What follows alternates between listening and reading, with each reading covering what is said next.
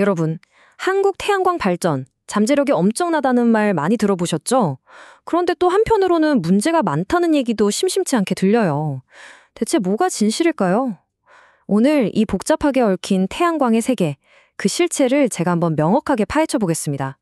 어떻게 돈을 버는지부터 성장을 가로막는 규제는 뭔지, 그리고 뿌리 깊은 오해까지 핵심만 쏙쏙 짚어드릴게요. 자, 먼저 이 숫자부터 한번 보시죠. 우리나라 태양광 시장 성장세, 이건 그야말로 폭발적이었습니다. 2016년부터 딱 3년 만에요. 새로 설치된 용량이 거의 4배나 뛰어올랐어요. 와, 이 숫자만 보면 정말 엄청난 기회의 땅처럼 보이죠. 하지만 말이죠. 이렇게 놀라운 성장 뒤에는 우리가 꼭 짚고 넘어가야 할 두 가지 핵심 질문이 숨어 있습니다. 첫째, 아니 그래서 태양광 사업 대체 어떻게 돈을 버는 걸까요?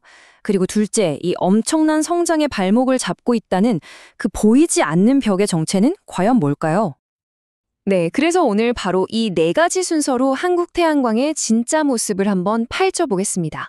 수익 구조부터 시작해서요, 숨겨진 규제, 사회적인 오해, 그리고 마지막으로 미래 과제까지 제가 명확하게 정리해 드릴게요.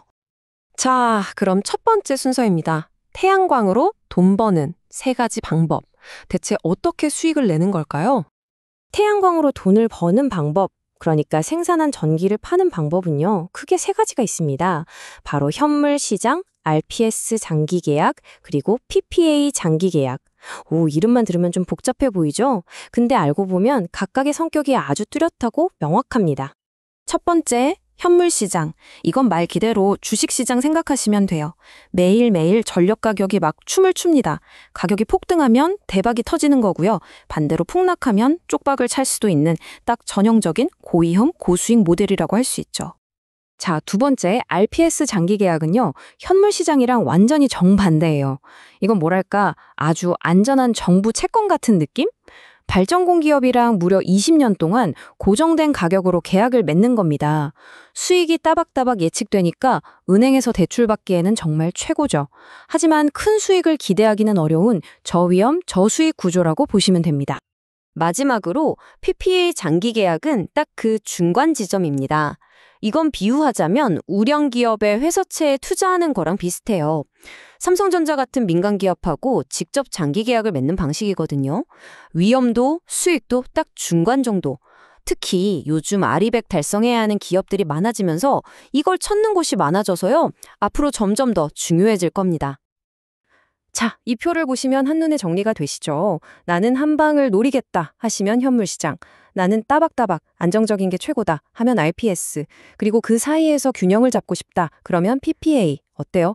각자의 투자 성향에 맞게 선택지가 아주 명확하게 있는 셈이죠. 자, 그런데 좀 이상하지 않으세요? 이렇게 돈 버는 방법이 명확하게 있는데 왜 다들 태양광 사업은 어렵다고 할까요? 바로 여기에 보이지 않는 벽이 있기 때문입니다. 지금부터 그 규제의 실체를 한번 들여다보겠습니다. 여기서부터 우리나라 태양광의 좀 기묘한 현실이 드러납니다. 중앙정부에서는 제발 과한 규제 좀 만들지 마세요 하고 가이드라인까지 내려보냈거든요. 그런데 지자체들은 이걸 비웃기라도 하듯 정반대로 갔습니다. 오히려 자체 규제를 만든 곳이 50%나 폭증해버렸어요. 이건 그냥 정책 엇박자 수준이 아니라 거의 불협화음이죠. 아니, 도대체 규제가 어느 정도길래 제가 이렇게까지 말할까요? 이걸 보시면 아마 입이 떡 벌어지실 겁니다. 고속도로는 물론이고요. 그냥 시골길, 심지어 논밭 사이를 지나는 그 조그만 농로에서도 무려 1km를 떨어뜨려라 이런 규제가 있습니다. 네, 1km요. 이건 사실상 우리 동네에선 태양광 절대 하지 마세요라고 선언하는 거나 마찬가지죠. 좋습니다. 그럼 이렇게 어마어마한 규제에 혹시 과학적인 근거라도 있는 걸까요? 한 지자체 관계자의 답변이 정말 걸작입니다. 지역 이미지상 안 하는 게 맞다. 네, 잘못 들으신 거 아닙니다. 다시 한번요. 이미지 때문에. 과학적인 근거도 안전 문제도 아니고 그냥 지극히 주관적인 느낌 하나가 수많은 사업의 운명을 결정하고 있는 겁니다.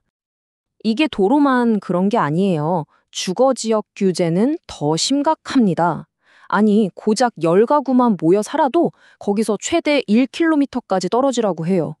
이쯤 되면 규제가 없는 땅을 찾는 게 더 빠를 지경입니다.